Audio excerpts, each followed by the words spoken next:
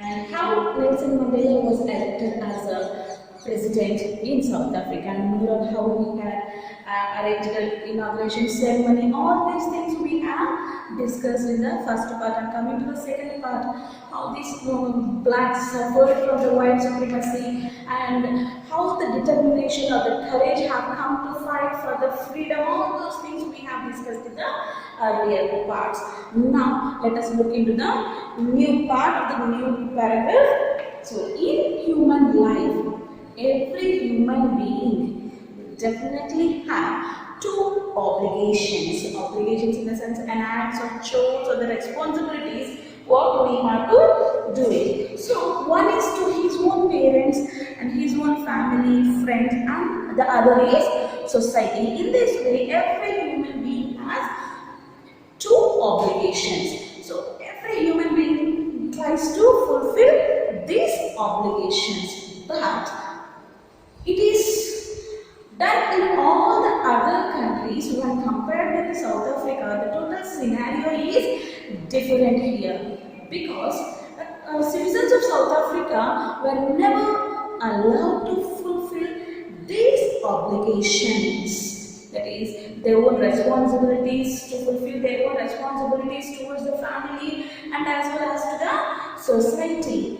And their freedom itself was taken away from them. So how can they fulfill these kind of obligations or this kind of responsibilities? So it was a daydream to South Africans to fulfill their responsibilities.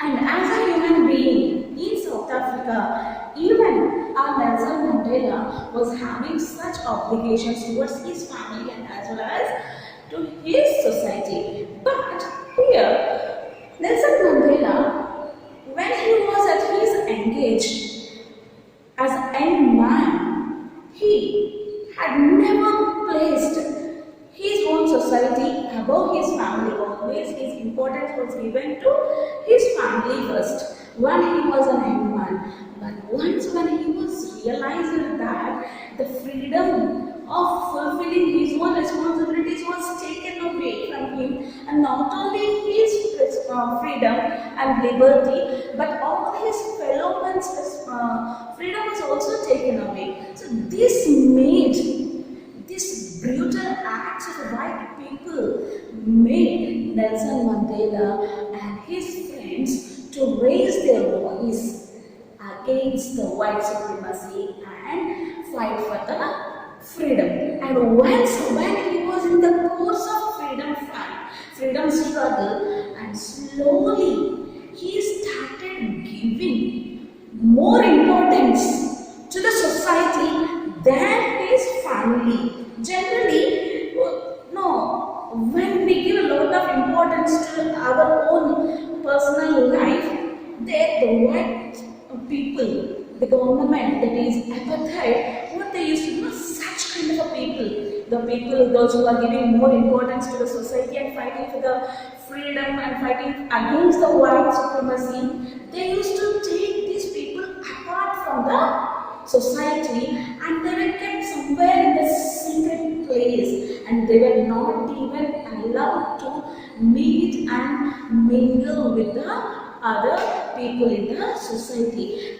In this way, such unlawful acts were done by the white supremacy. So when he was fighting over all these acts, automatically the love for the nation, the love for the people of his society had come more, and automatically he had placed the obligations to the society more than the obligations to his own family. So throughout his life, he himself felt that he was a good citizen, he was a good freedom fighter, he was a good friend, rather than he was he himself says that he was not so good brother or not so good father or good husband or good son, but he was a very good citizen and good freedom fighter, because he had fought for the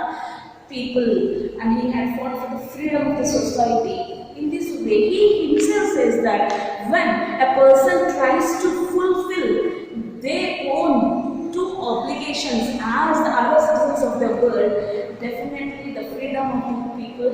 being taken away and people were divided somewhere far away from the society, and the great struggle had made himself, that is Nelson Mandela himself, to give more importance to the society rather than his own family.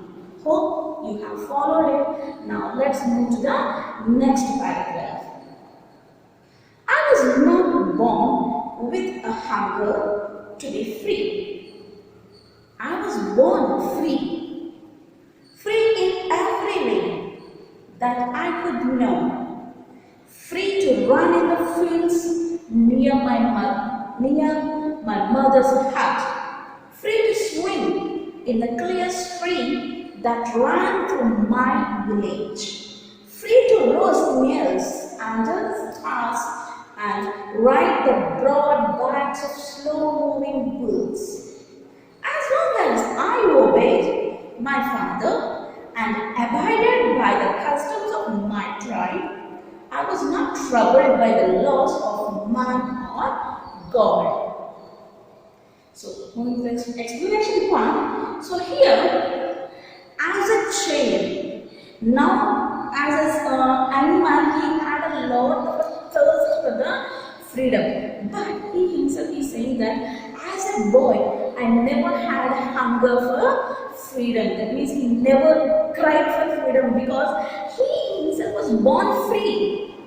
He born free in such a way that he was allowed to go wherever he wanted. He used to go to his fields, he used to go to his grandparents' home, and wherever he wanted to go, his mother's hut or in the stream or like a waterfall nearby, and he used to just lay down and count the stars.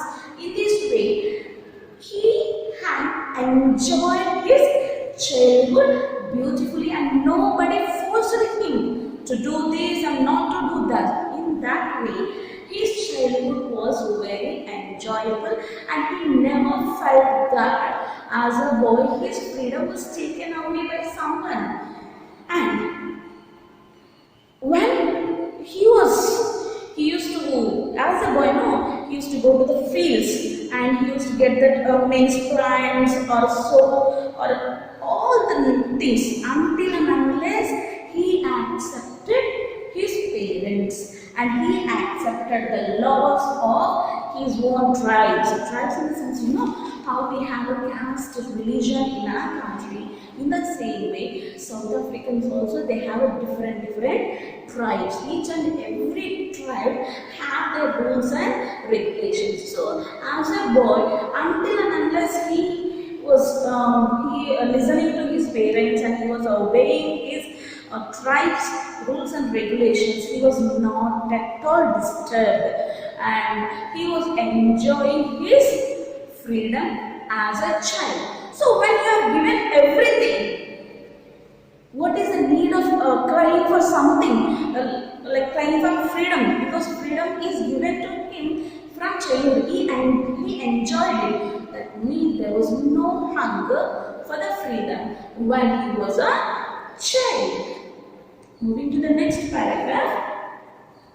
It was only when I began to know that my boyhood freedom was an illusion, when I discovered as a young man that my freedom had already been taken from me, that I began to hunger for it. At first, as a student, I wanted freedom only for myself. The transitory freedoms of being able to stay out at night, read what I please, and go where I choose. Later, as a young man in Johannesburg, I earned for the basic and honorable freedoms of achieving my potential of earning money, of marrying and having a family. The freedom not to be obstructed in a lawful life. So, when he was a child, as we have discussed earlier, there was no restrictions in his life, and he enjoyed all his childhood. Like whatever he wanted to do, he used to do it. Wherever he wanted to go, he used to go. And a very good childhood he had. And the problem had arisen when he just came to his boyhood. As a boy, let us say he wanted to have he wanted to read something, he wanted to learn something, or he wanted to go wherever he wanted. Such things were automatically stopped by the parents, and he couldn't understand why those things were happening at those days. And it seemed to him that his own freedom was just like a illusion. Illusion is something, no, in Telugu we say that Bhranti, okay, which is not at all possible. So he felt that his own freedom was an illusion to him, because as a boy or as an young man, he wanted some things to be done by himself. Like he wanted to read whatever he wanted, and he wanted to go wherever he would like to, and he would like to have certain limits to the other, not to interfere. Whereas all these things were interrupted not by his own men, his own family members, but by the society, by the government of those days. That is nothing but a white supremacy. And then there came a thirst for the freedom. But as a young boy, he just have raised his voice only for his own freedom, which later turned to the struggle of freedom of all the society. Moving to the next paragraph. But then I slowly saw that not only was I not free, but my brothers and sisters were not free. I saw that it was not just my freedom that was curtailed, but the freedom of everyone who looked like I did. That is when I joined the African National Congress. And that is when the hunger for my own freedom became the greater hunger for the freedom of my people. It was this desire from the freedom of my people to live their lives with dignity and self-respect that animated my life, that transformed a frightened young man into a bold one, that drove a law-abiding attorney to become a criminal, that turned a family-loving husband into a man without a home, that forced a life-loving man to live like a monk. I'm no more virtuous or self-sacrificing than the next man, but I found that I could not even enjoy the poor and limited freedoms I was allowed when I knew my people were not free. Freedom is indivisible. The chains of any one of my people were the chains on all of them. The chains on all of my people were the chains on me. So this is the paragraph what we have to go with, and now let's look into the explanation part. So here he says that as a boy he enjoyed all his freedom, but when he became a young man, slowly he started understanding the circumstances of the society and how his freedom was taken away from him unknowingly, and then he started fighting from his own freedom, and slowly he started analyzing that not only his own freedom was taken away, but all his fellow men, his own brothers and sisters' freedom was also taken away.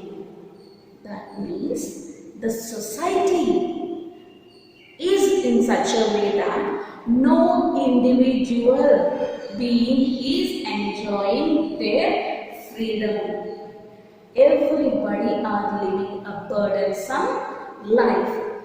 That at that situation, he decided to join the National Congress Party of African National Congress Party and started fighting for the freedom. But not only his own freedom, but the freedom of his fellow men also. And this struggle, this movement has changed the total scenario of the life of Nelson Mandela. Till then, he was a lovely boy, a lovely man you can see, and a good husband, a good father, and a good son, and very calm-going human being who was very frightened even to the slight disturbance in the life. Like a general, ordinary man, common man. Till then he had gone through a life of a common man. But once when he had joined into the African National Congress Party, the total scenario has changed. That a man of normal, what do we call, the joining into that party has transformed a frightened animal, the man who was so fearful, into a bold one, person who raised his voice against the white supremacy, and also a general attorney into a criminal. Because here, criminal in the sense, Nelson Mandela was not a criminal, but in those days, the person who raises their voice against white supremacy was considered as a criminal. So, this transformation of his life has changed an attorney into the criminal, and a family loving husband to a man without a home, and a loving man into a monk. A monk in the sense a man who lives without a family, living everything. The person who lives everything and who just lives for the society.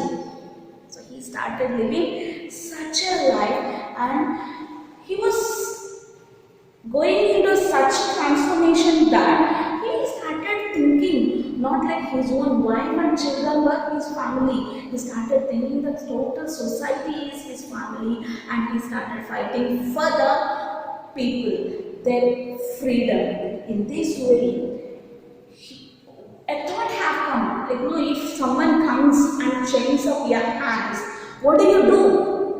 You try to break it. Am I right?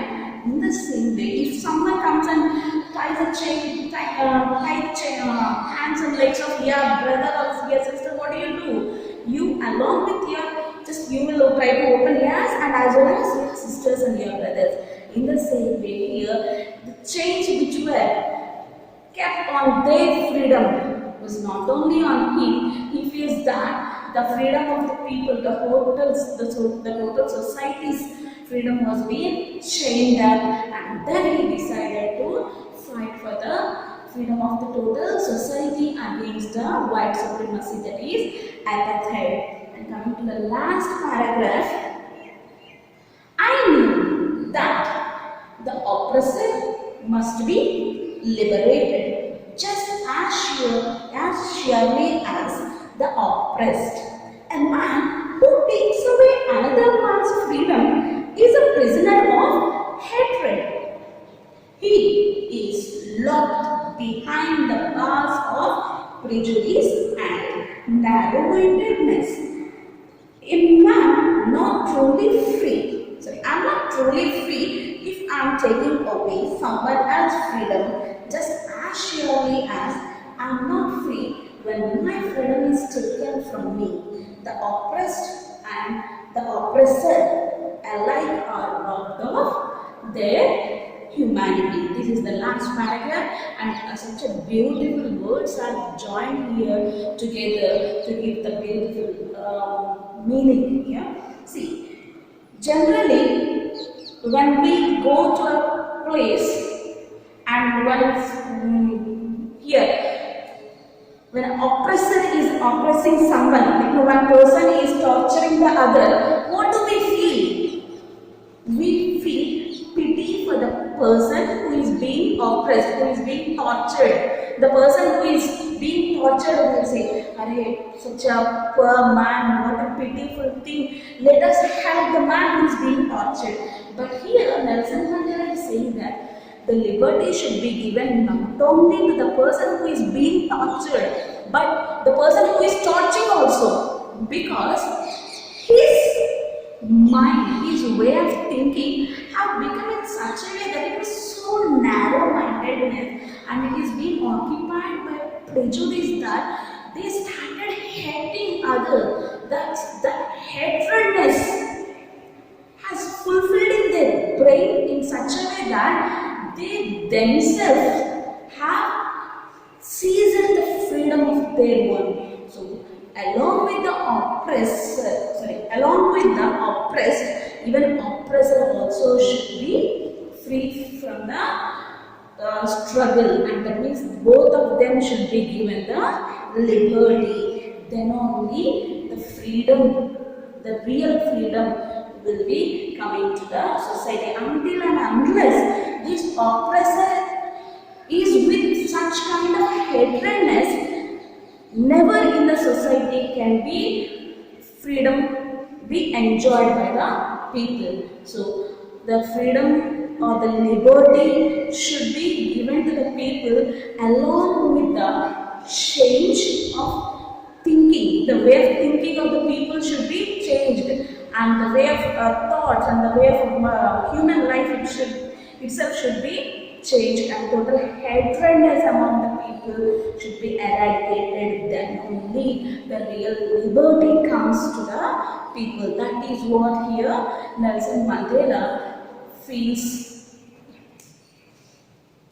We have completed the lesson, Nelson Mandela, a long walk to freedom. Now let's have a look into a brief summary of the lesson. So here Nelson Mandela, he was an architect who fought for the freedom of South Africa against the apartheid, that is the political system of Britishers, and he was sent to prison over 30 years. He spent in the prison more than 30 years. That is not a small time period.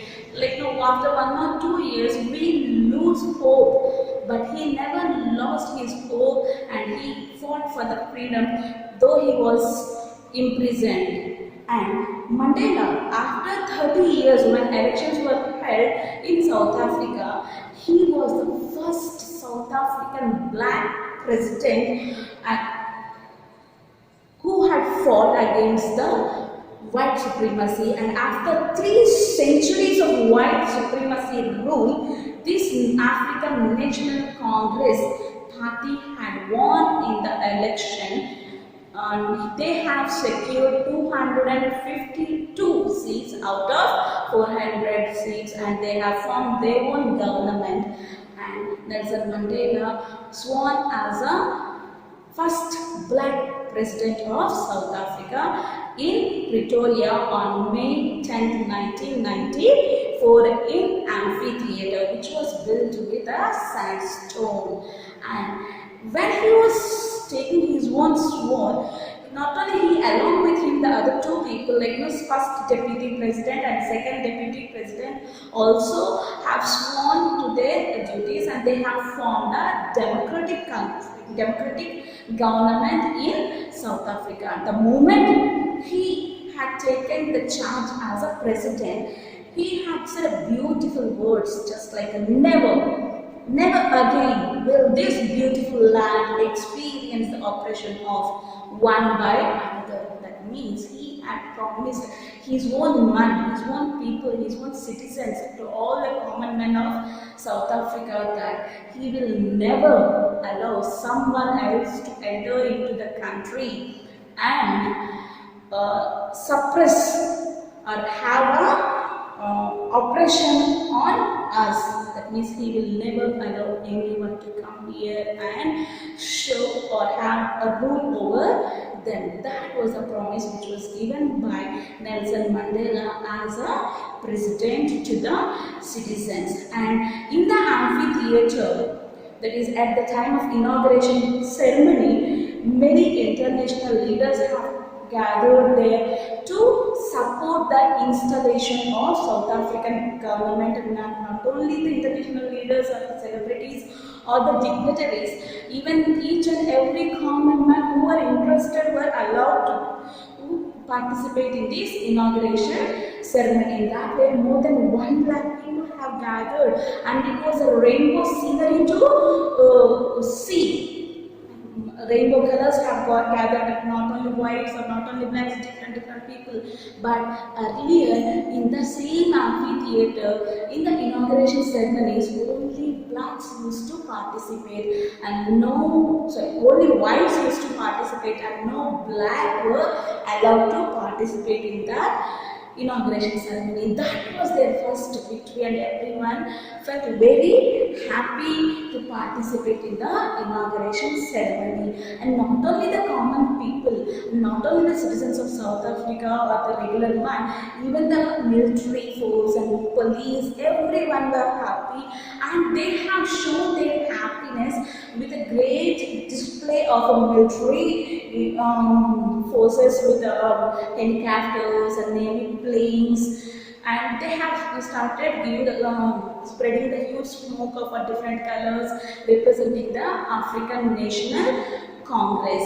In this African National Congress Party flag, and as well as South African's flag colors, in that way they have shown their gratitude towards the victory of South African over the white supremacy. And this historic victory, on this historic occasion, here he says that this is really a victory over the crucial racial discrimination prevailed in South Africa. Rights and freedom of all people were recognized regardless of color of their skin. That means till then there was a lot of racial discrimination among the people, but from now there won't be any discrimination based on the race or religion or the color. There is no scope of such things in the society, and everyone can enjoy their freedom. And it was an emotional time, as an apartheid created a deep lasting wound for South Africa, because apartheid, as we have already discussed, is a political system which had created a huge deep wound in South Africans and even in the country. But though it may take little time to come out of the wound, still they should have a lot of courage and confidence, and he is saying that definitely he will be there along with the people to come out of those wounds. And here Mr. Mandela, he also expressed how the struggle during his fight against apartheid made him learn meaning of courage, because as a boy he had never had a chance to fight for the freedom because he was enjoying his freedom. But as an young man, then he started a thirst for the freedom, and hunger for freedom had come, and he had understood that as an individual he cannot fight against such a huge white supremacy. And then he joined in the South African National Congress and started fighting for the freedom of his own people. And that is how his freedom struggle started. And after almost towards the end of the 20th century, they have got their own freedom and enjoyed. So this first part totally he had narrated, that is Nelson Mandela had narrated so beautifully, and he had explained like how a human being who takes away another man's freedom is a prisoner of hatred. Generally, if you take the freedom of someone else, we think that the other person's freedom is taken away, but no, the person who is hating others itself is a prisoner. So never hate others and never try to take the freedom of others. The moment you start loving the people, automatically you will enjoy your freedom and you will let others to enjoy their freedom, and everyone will have a beautiful, colorful life. Hope you all have followed the lesson. Hari.